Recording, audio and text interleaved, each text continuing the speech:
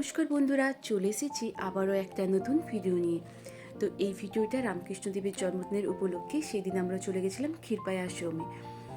আর ঘাটালের রাস্তাটা কি সুন্দর হয়ে গেছে দেখুন। কথা বলতে বলতে পৌঁছেও গেলাম আশ্রম। তো এখানে রামকৃষ্ণদেবের জন্মদিনের উপলক্ষে বেশ বড় করে অনুষ্ঠান হয়। আর আমাদের পৌঁছাতে পৌঁছাতে বেজে গেছিলো 1:10-15।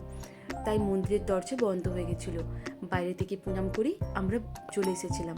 আর মন্দিরটা কত সুন্দর দেখুন, দেখলেই পুরো মনটা ভরে যায়। আমরা প্রায়শই আসি এই মন্দিরে। এটা হচ্ছে মাতাজিদের আশ্রম। আর মন্দিরের বাইরে ফুল গাছগুলো অসাধারণ, প্রত্যেকটা ফুল খুব সুন্দর। আর এখানে বেশ কয়েকটা জবা ফুলের গাছ আছে। জবা ফুলগুলো এত বড় যে আমার আলুর থেকেও বড়। আর প্রত্যেকটা ফুলই এত সুন্দর। আর এই ফুলটা দেখুন, পঞ্চমুখী জবা, কি সুন্দর তাই না? তারপর মাতাজিদের সাথে কথা বলে প্রসাদ খেয়ে বাড়ি চলে এলাম। আজ এই পর্যন্তই, দেখা হচ্ছে পরের ভিডিওতে। Tata, by.